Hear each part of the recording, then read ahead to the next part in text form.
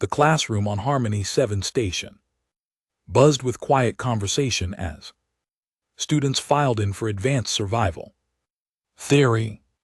Jai Wu settled into his usual seat near the front, placing his data pad on the desk. His friend Hana sat beside him, already reviewing notes from their last session.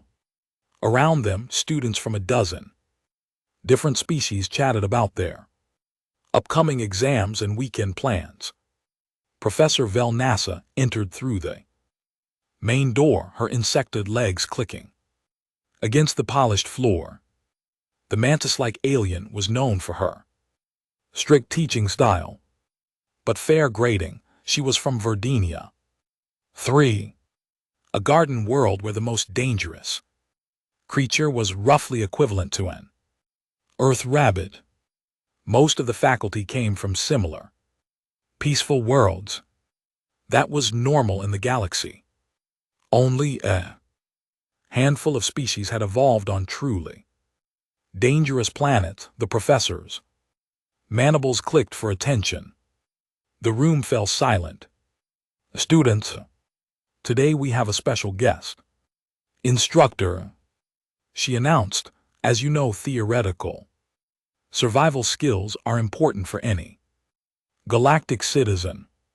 However, theory and practice can be very different things. Today, we will learn from someone with practical experience. Jai Wu exchanged glances with Hana. Guest instructors were rare. Usually, they brought in military personnel or park rangers from the safer wilderness preserves. He wondered who it could be. Our guest comes from Earth, Professor Velnassa continued. A Class 12 death world, whispers rippled through the classroom. Class 12 was serious. Only 3 known inhabited planets rated that high on the danger scale. Earth was famous for being one of them. The humans were relatively new to galactic society, having achieved faster than light travel only 60 years ago. Most species consider them interesting, but primitive after all. They still hunted animals with simple weapons on parts of their planet. Di Hyun, the athletic student who sat behind Jai Wu, leaned forward. A human. What can they teach us? They barely have any technology compared to us. Subin, the engineering student across the aisle, nodded. I heard they still eat dead animal flesh. How primitive is that? See, Jai Wu said nothing. But he was curious. He had read about Earth in his xenobiology courses. The planet was covered in competing ecosystems, each one more dangerous than the last. Venomous insects, massive predators, disease-carrying parasites, extreme weather patterns, and plants that could kill with a touch. Humans had evolved in. The fact that they survived it all was remarkable. The fact that they thrived was fascinating. The door opened again. A human male walked in, and the room went quiet for a different reason. He was not what they expected. No armor, no weapons visible, no proud military bearing. He wore simple dark clothing that looked practical rather than formal. A small pack hung from one shoulder. He moved with an economy of motion that spoke of efficiency rather than showmanship, but it was his eyes that made Jai Wu sit up straighter. They moved constantly, scanning the room in smooth sweeps, taking in exits, counting students, noting the layout. It reminded Jai Wu of documentary footage he had seen of Earth. Predators. That same focused awareness. That same calm readiness. This is Teeman, Professor Velnassa said. He works as a wildlife tracker and hunter in one of Earth's protected wilderness zones. Taman gave a small nod to the class. When he spoke, his voice was quiet but clear. Thank you for having me. I am not a teacher like your professor. I am just someone who tracks and observes animals in their natural environment. But I hope I can show you some useful things. Young Sue, the psychology student, raised a tentacle. What qualifies you to teach survival skills? Tammin considered the question. I have spent 15 years working in zones that would be classified as Class 9 or Class 10 environments by galactic standards. I track apex predators that weigh over 500 kg and can run faster than most vehicles. I do this with minimal technology because machines make noise and scare away the animals I need to observe. I have been injured 7 times seriously, enough to require medical evacuation. I am still here. The classroom was very quiet now. Mi Young, the xenoanthropology student, looked at her data pad with wide eyes. Class 9 environments require full protective gear and armed escorts, according to galactic safety protocols. You work in those conditions regularly. Earth has Class 12 zones, Tammin said. Simply, I grew up near one.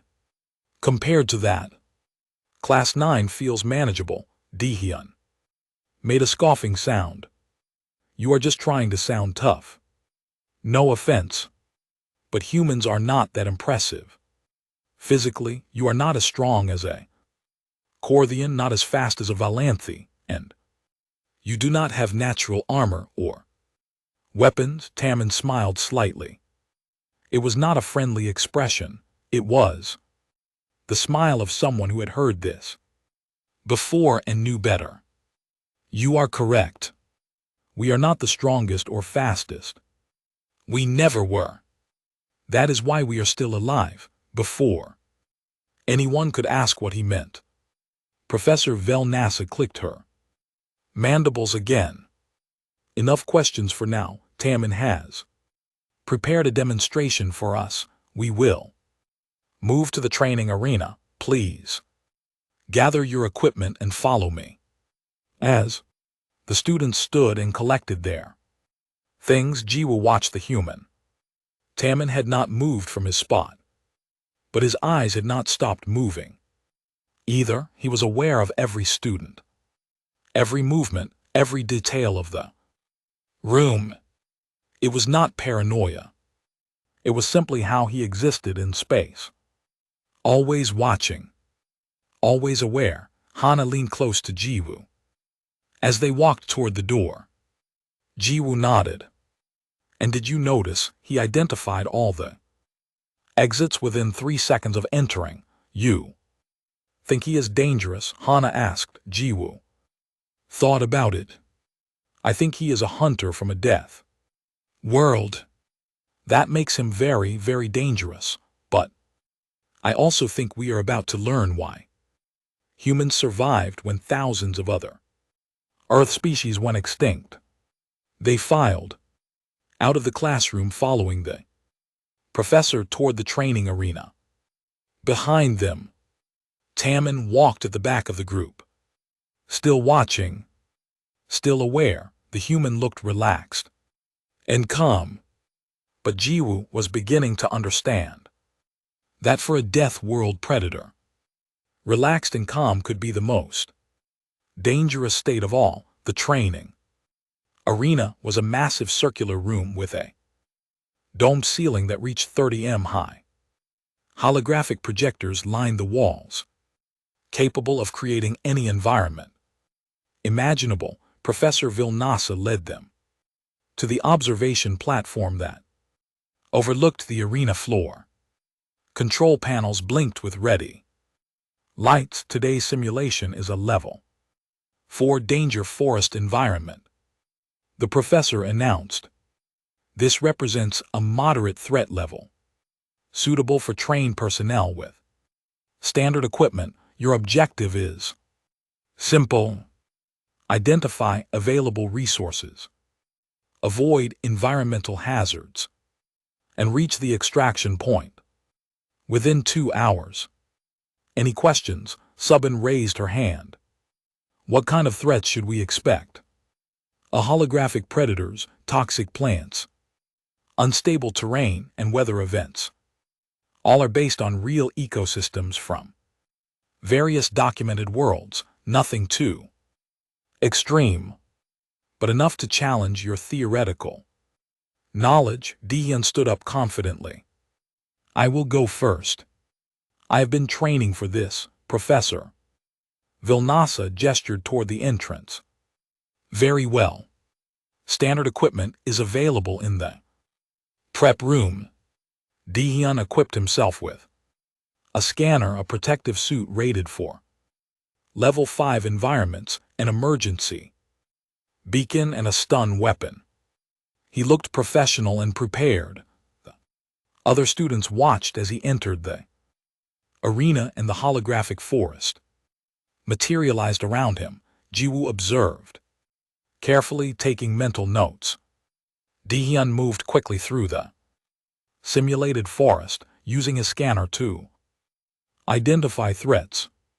He avoided several toxic plants that the scanner flagged. He climbed over fallen logs and pushed through dense vegetation. Everything seemed fine until a holographic predator appeared. It was designed to look like a mid-sized carnivore, about as dangerous as an earth wolf. Dehyun saw it and froze. His hand went to the stun weapon, but the creature was already moving. In the simulation, it would have reached him in seconds. The hologram froze, and a red warning light appeared above Dehyun's head. Simulation failure. Your response time was too slow, Professor Velenosa noted. Clinically, in a real situation, you would have been injured or killed. Return to the platform. Dehyun returned, looking embarrassed. The scanner did not detect it until it was too close, the professor said. Scanners have limitations, the professor said. Who wants to try next? Subin volunteered. She took a different approach, using her engineering knowledge to build simple tools from materials in the environment. She created a walking stick to test ground stability and fashioned a crude filter for water. She made it further than Dehyun, but a sudden weather event caught her unprepared. Simulated lightning struck tree that fell in her path, and she failed to react in time. Another failure. 3 more students tried. All failed at different points. The simulation was proving more difficult than expected. Youngsu came closest to success, but was caught by hidden pit trap he had not noticed. This is harder than I thought, Hana whispered to Jiwoo. The simulation does not give you time to think, Jiwoo agreed. Real survival is not about having the right equipment. It is about making decisions quickly. With incomplete information, Professor Velenosa turned to Teeman, who had been watching silently from the back of the platform. Perhaps our guest would like to demonstrate. Teeman nodded and walked toward the prep room, but he did not take any equipment. No scanner, no protective suit, no weapons. He removed his jacket, leaving him in a simple shirt and pants. He wore only sturdy boots. From his small pack, he took out a knife with a fixed blade, about 20 cm long. That was all. Dehyun looked shocked. You are not taking any safety equipment on Earth. We call that equipment a crutch, Teeman said calmly. It makes you dependent. It makes you slow. It makes you think you are safe when you are not. He entered the arena. Forest materialized around him. identical to the simulation the others had faced. For a moment, Tiemann stood completely still, his head tilted slightly, as if listening to something the students could not hear. Then he began to move. The difference was immediately obvious. Where the other students had pushed through the forest, Tiemann flowed through it. He touched plants gently, examining them without disturbing them. He paused frequently, looking at the ground, at broken branches, at patterns in the dirt. Jiwoo realized he was reading tracks and signs that were invisible to everyone else. Tiemann avoided the toxic plants without using a scanner.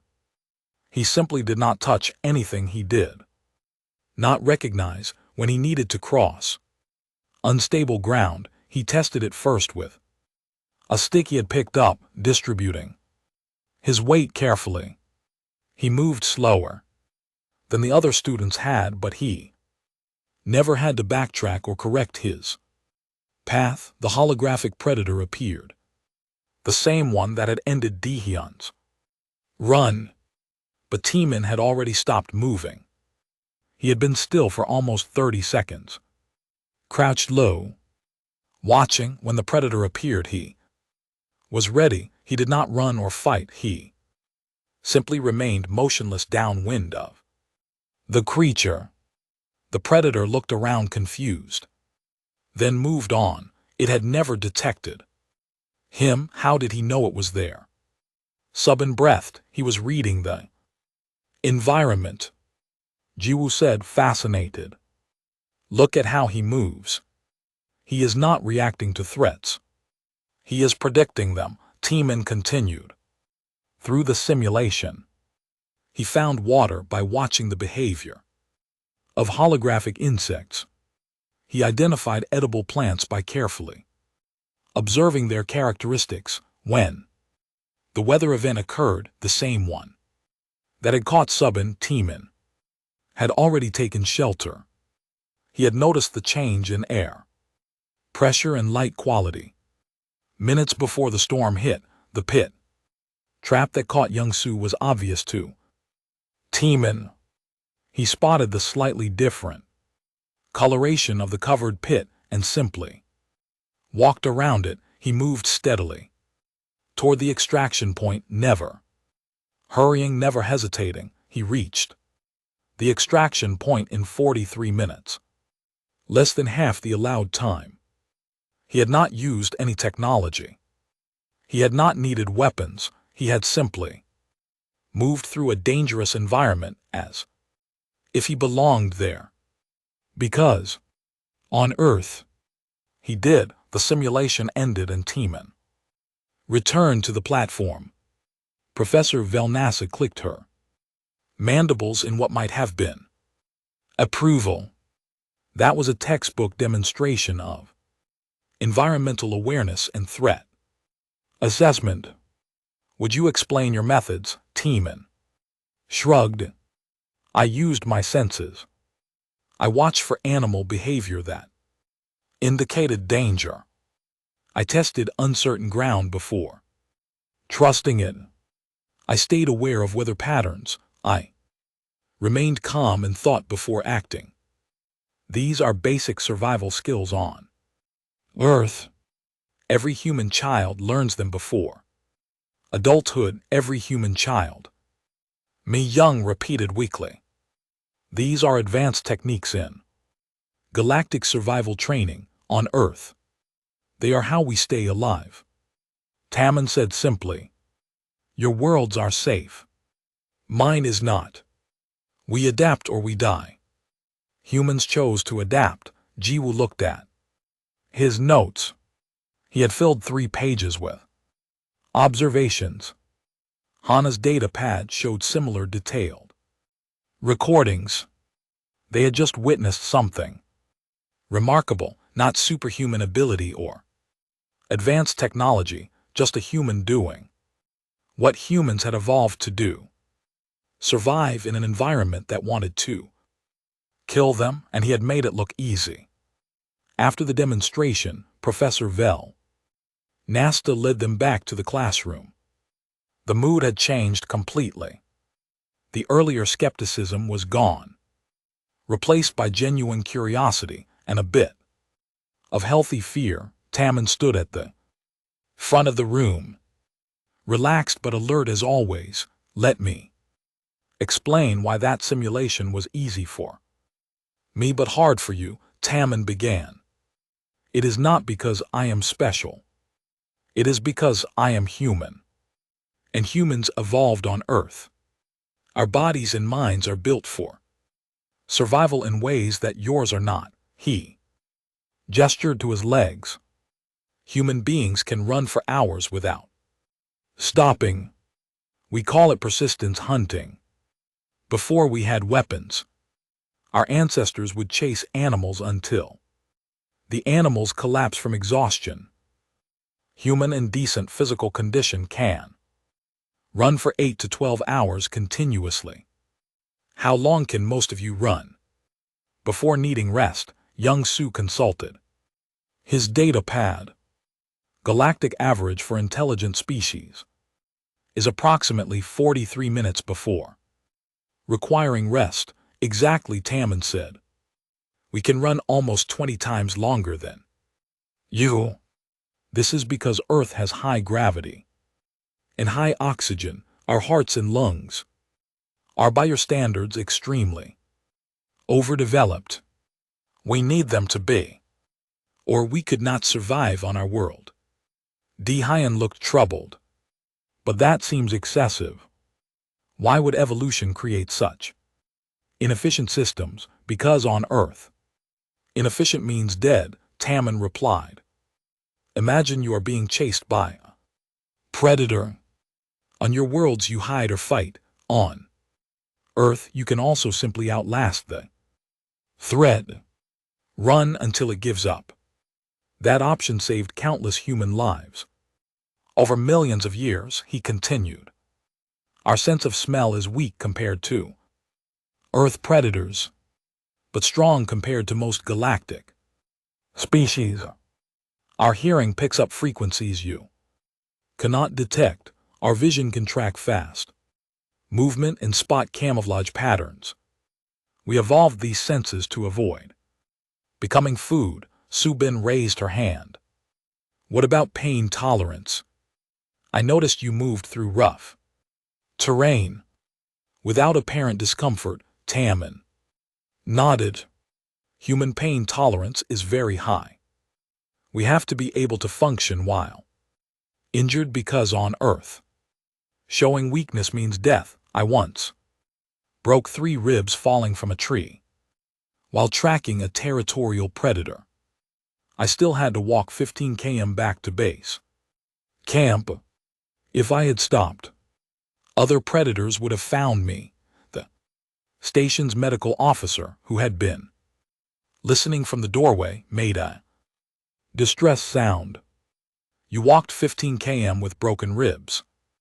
That should not be possible. The pain alone would cause shock. It hurt, T-Min admitted. But humans can function through pain when necessary. We produce chemicals in our bodies that reduce pain when we are in danger. Adrenaline, endorphins, cortisol. They keep us moving when we should be resting. It is not healthy long-term, but it keeps us alive short-term. He opened his small pack and removed a compact kit.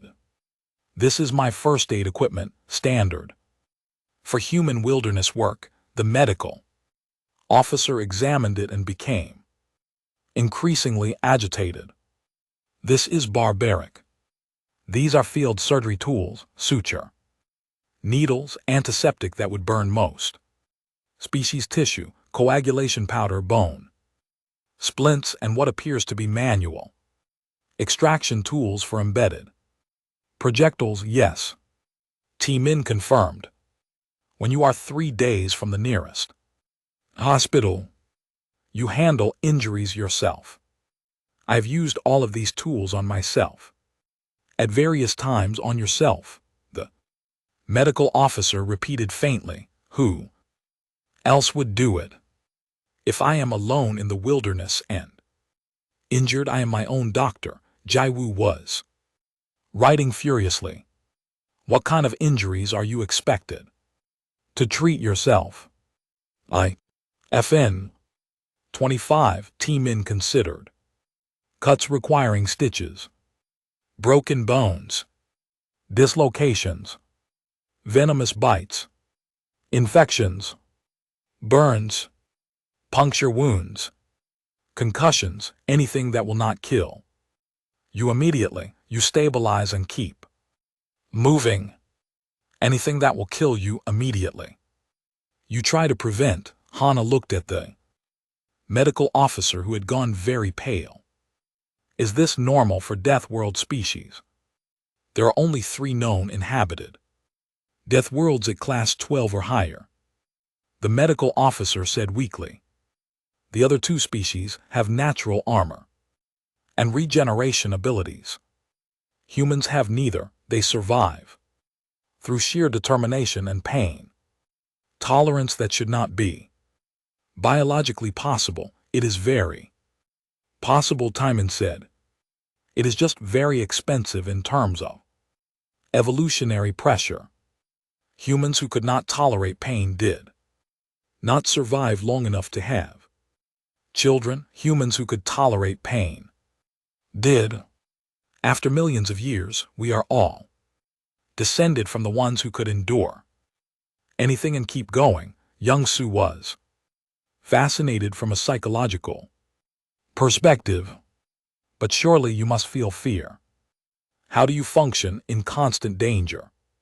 Of course we feel fear, Timon replied. Fear is useful. It keeps you alert and cautious. But we learn to work through fear.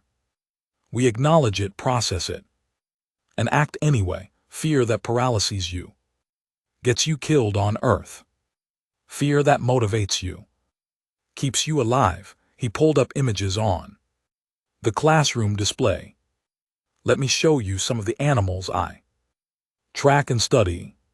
This is what we call a brown bear. It weighs approximately 600 kg, can run 45 km/h, and has claws that can tear through metal. It is classified as a Class 8 threat. By galactic standards, the students stared at the image.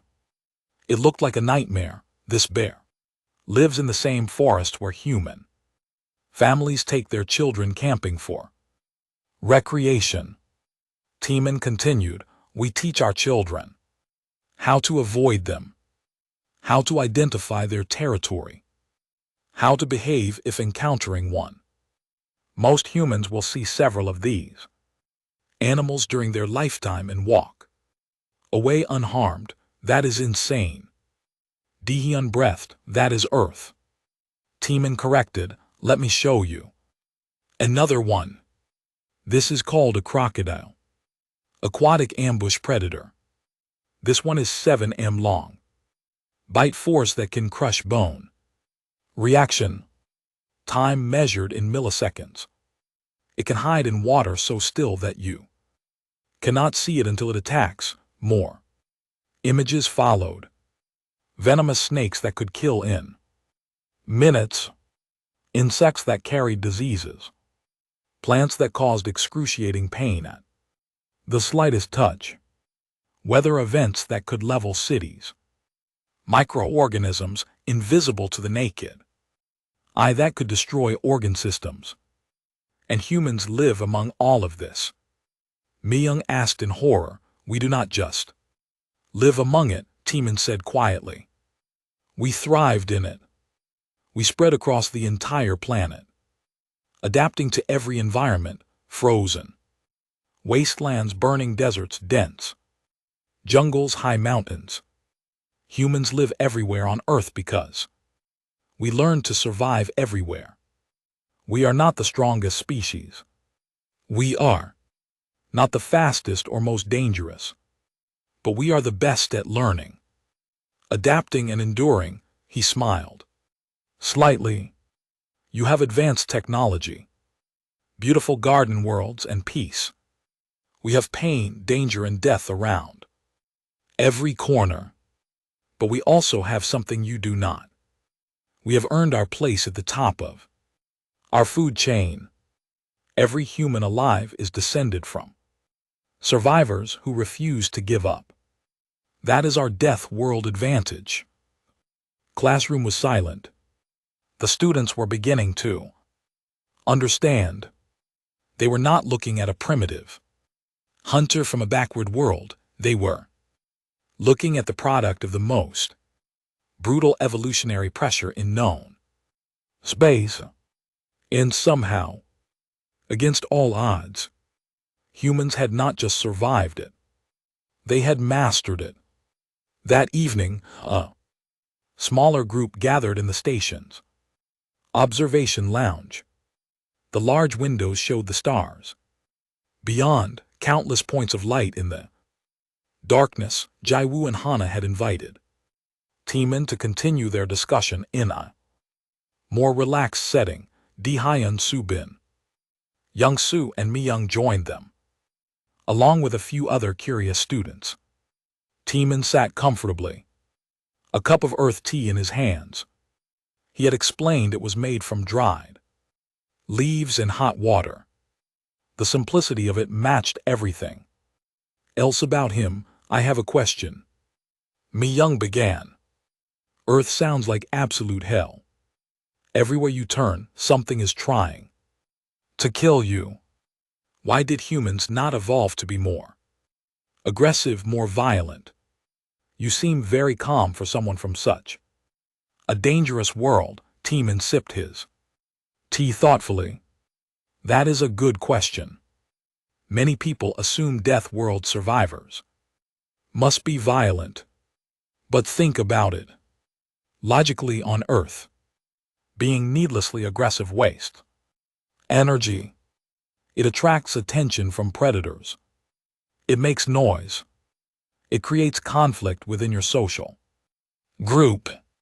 The humans who survived were not the most aggressive, they were the most intelligent, explained Jaiwoo.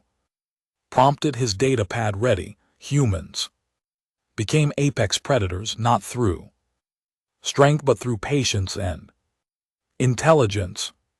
Let me tell you about a hunt I did 2 years ago. There was a large predator, what we call a mountain lion, that had been killing livestock near a human settlement. My job was to track it, study its behavior, and relocate it to a safer area. The students leaned forward, interested. I spent 6 days tracking this animal. I would wake before dawn, move to areas where I predicted it would be, and wait. Sometimes I would sit completely motionless for 16 hours, just watching and listening. I ate cold food, so no cooking smell would alert it. I did not make campfires. I barely moved, 16 hours without moving. Subin asked in disbelief. Yes. That is what hunting requires. Not violence. Not aggression. Patience. The ability to wait as long as necessary. The mental discipline to remain focused when nothing is happening. The physical endurance to stay alert and ready. Young Soo made notes. But your body must have been in agony. How did you endure that? Practice, Taman said simply. Human hunters train for years to develop that level of patience. We learn to ignore discomfort. We learn to quiet our minds. We learn to think like the animal we are hunting. Where will it go? When will it move? What patterns does it follow? Well, he continued. On the 6th day, I finally got close enough to the mountain lion. I used a tranquilizer dart, not a lethal weapon. The animal fell asleep safely. We moved it 300 km away to protected territory, where it would not threaten human settlements. The hunt was successful, and nothing died. That is remarkable, Hana said. But why go through all that effort? Why not just kill the predator? Hana, crazy because killing should be the last option, not the first. Tammin replied with conviction. Good hunters understand this. That mountain lion was not evil or malicious, it was hungry and looking for food. The problem was location, not the animal itself. We share the planet with these creatures. We respect their right to exist. Thanks for watching.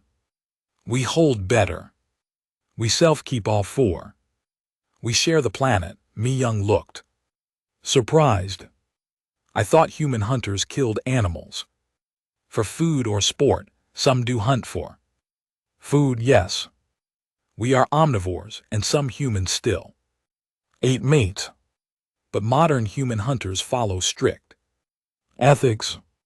We never kill more than we need. We use every part of the animal we take. We choose old or sick animals that will die soon anyway. We maintain population balance. And we never, ever hunt for sport or entertainment. Killing for pleasure is considered shameful in hunting communities. Dehyun seemed skeptical. But you carry weapons. You know how to kill. Why pretend otherwise? I am not pretending, Tammin said calmly. Yes, I know how to kill efficiently. Every human hunter does, but knowing how to do something and wanting to do something are very different. I carry a knife because it is a tool. I use it to cut rope, prepare food, build shelter, and perform 100 other tasks. It can be a weapon if necessary, but that is not its primary purpose. He set down his tea. Let me tell you what hunting really teaches. It teaches respect for life. When you spend 16 hours watching an animal, you begin to understand it. You see its intelligence, its caution, its personality. You realize it is not so different from you. It wants to live, to eat, to be safe. Taking that life becomes a serious decision, not a casual one. That is very different from the violent death world or stereotype, Young Soo observed. Stereotypes are usually wrong, Tammin agreed. Yes, humans can be violent when necessary. Our history has wars and conflicts, but we also have philosophy, art, music, poetry. We have compassion and empathy. We love our families. We care for injured animals. We cry at sad stories. Being from a death world does not make us monsters. It makes us survivors who learn to value life because we know how fragile it is.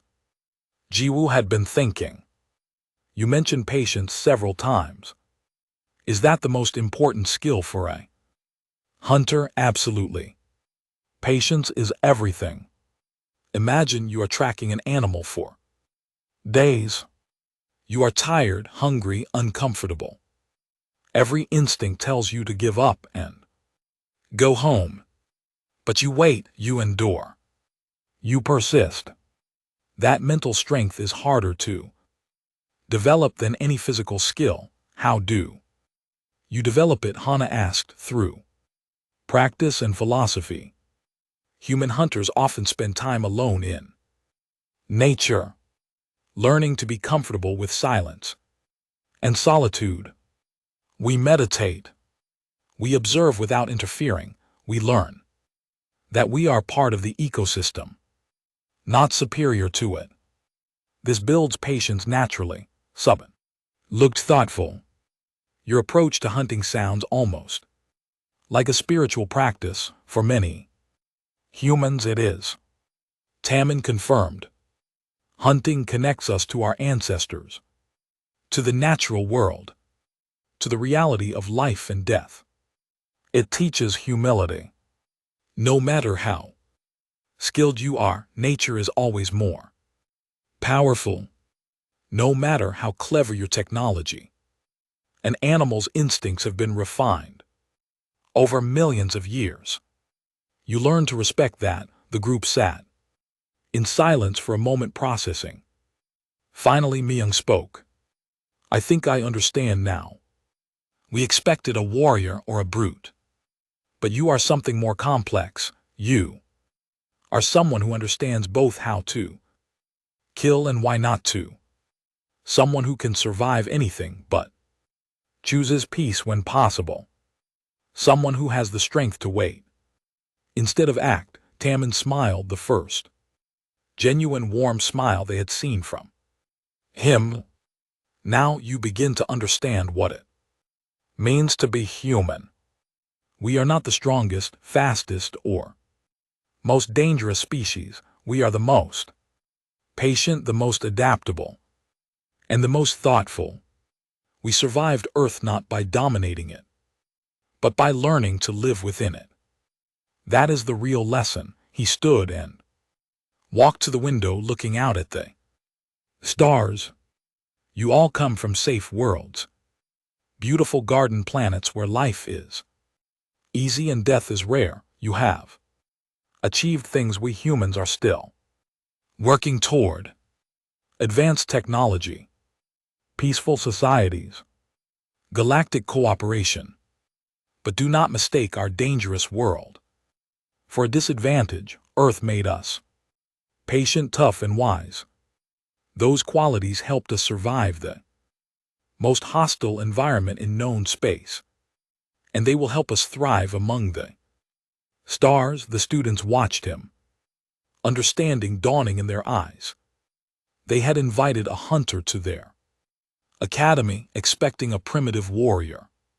Instead, they found a philosopher who understood violence but chose patience, a survivor who valued life because he knew its worth, a teacher who showed them that true strength was not in the ability to destroy, but in the wisdom to endure. And they realized that perhaps humanity's greatest advantage was not their deadly world.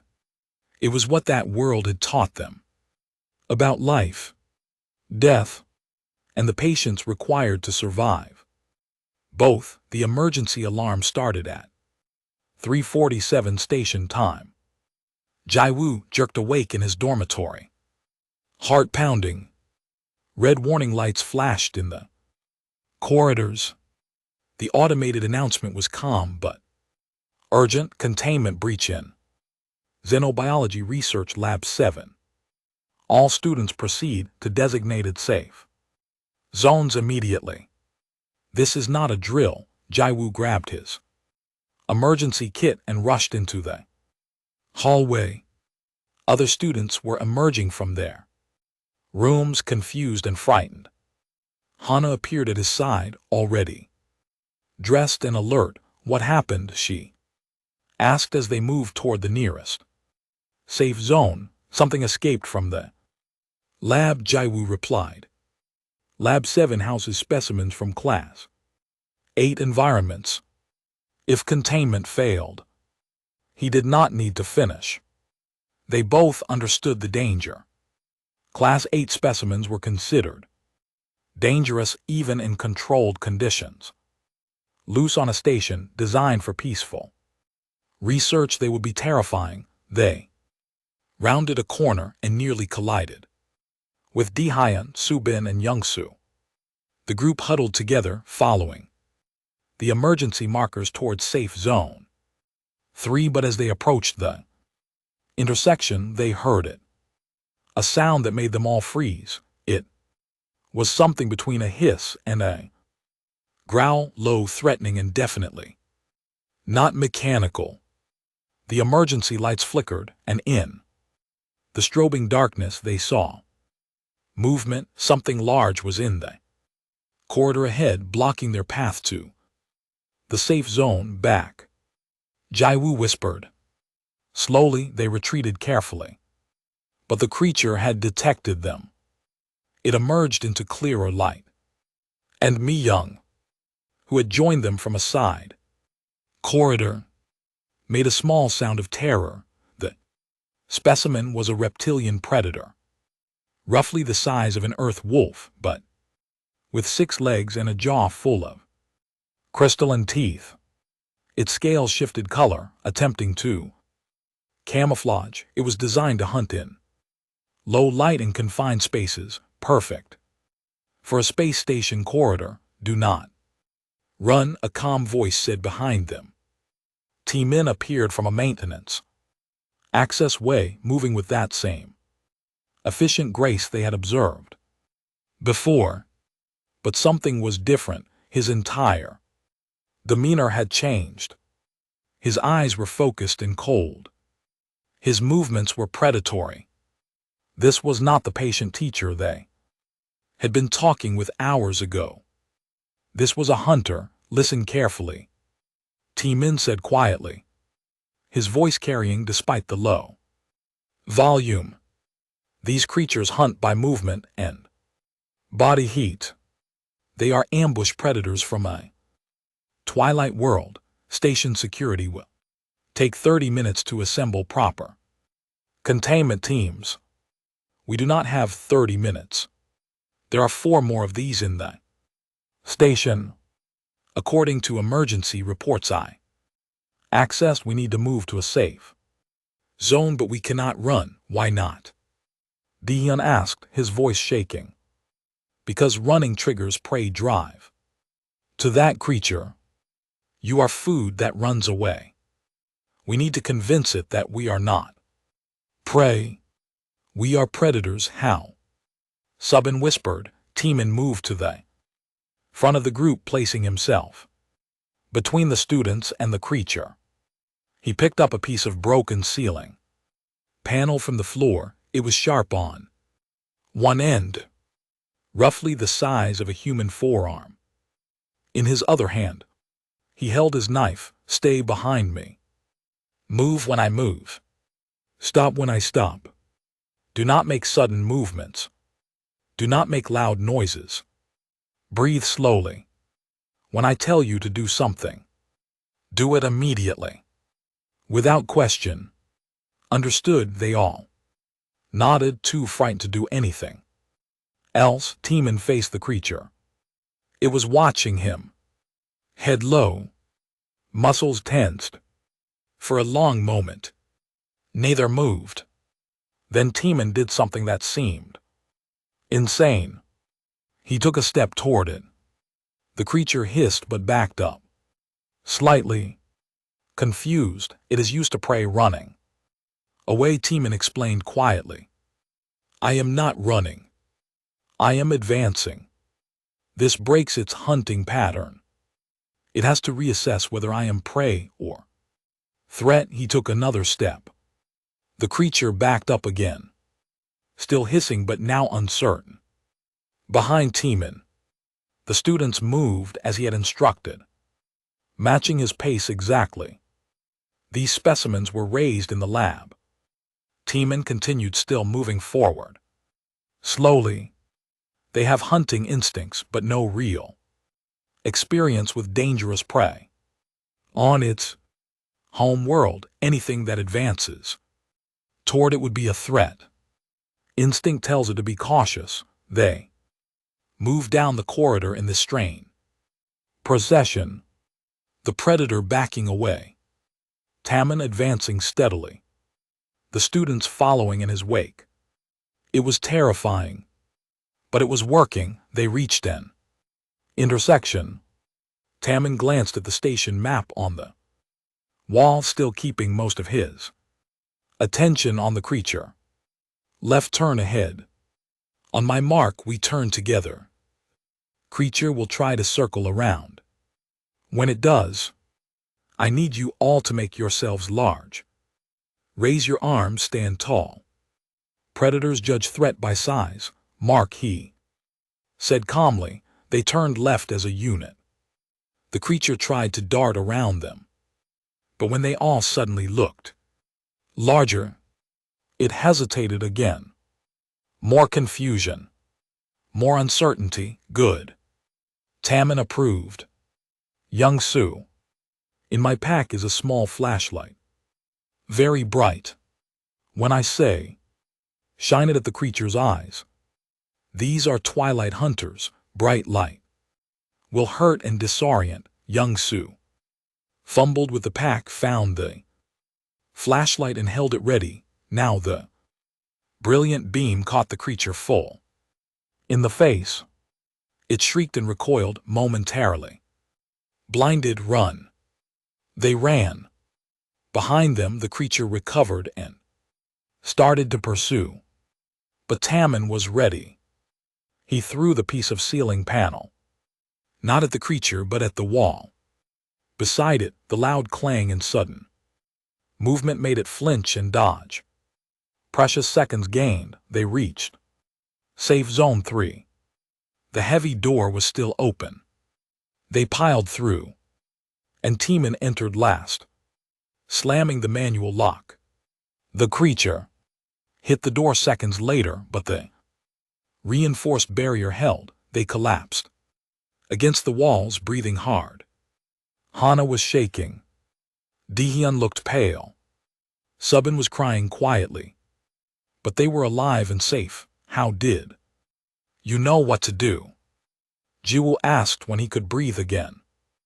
I read the creature's body language. I understood its hunting strategy. I used what I knew about predator behavior to manipulate its instincts.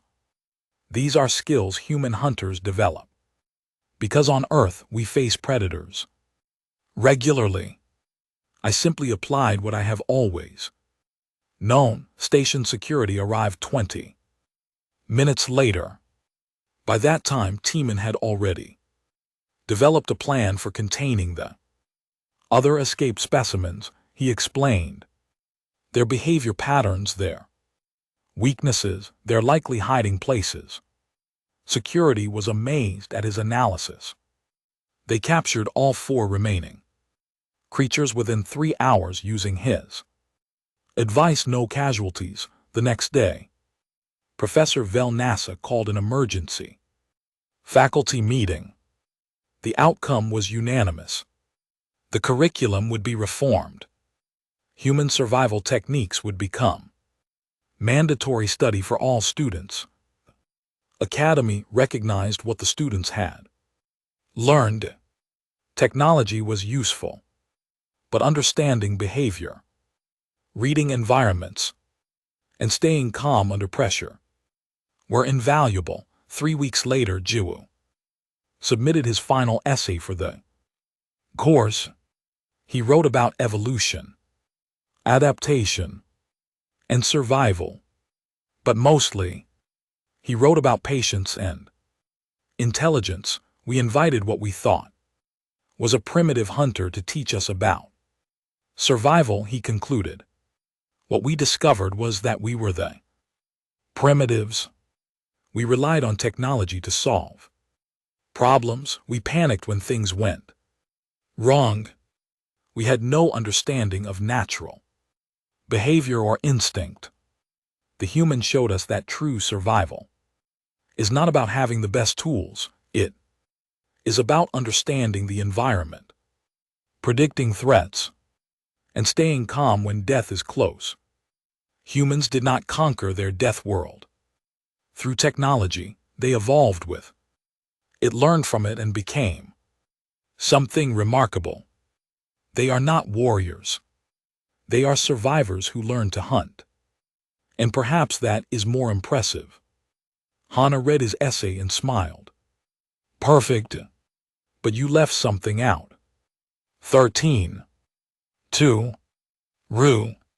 To what? That humans are terrifying when they need to be. I watched Tammin face that creature.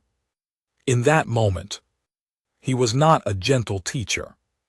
He was an apex predator from a Class 12 death world, and the creature knew it. Jiwoo nodded slowly. Yes, that is the truth. Is it not? Humans are dangerous not because of what they can do, but because of what they have learned to do. They have the knowledge to kill and the wisdom to choose otherwise. They have the patience to wait and the courage to act. They survive the most hostile environment in known space. Not through strength but through intelligence and endurance. He looked out at the stars beyond the station. Somewhere out there was Earth, spinning in space, still as dangerous and beautiful as ever, and on that world humans lived, hunted, loved, and thrived. They were not the strongest species. They were not the fastest or most heavily armed. But they were survivors. They were hunters who understood their prey. They were teachers who knew the value of patience, and they were, in their own quiet way, absolutely terrifying. Tammin returned to Earth the following week. Before he left, the students gathered to say goodbye. He shook hands with each of them, his grip firm but careful, mindful of their more fragile biology. Remember what you learned, he told them. You live in a safe galaxy, but safety makes you soft. Stay sharp, stay aware, stay patient. You never know when survival skills will save your life. He walked toward the transport, his small pack over one shoulder, moving with that same efficient grace. At the doorway he paused and looked back. He smiled, that slight, knowing smile. And if you ever visit Earth, he called back, bring good boots. You will need them. Then he was gone, returning to his dangerous, beautiful, impossible world. The students watched him go, forever changed. They had learned about death worlds and survival and hunting, but mostly they had learned about humanity. And that lesson would stay with them for the rest of their lives.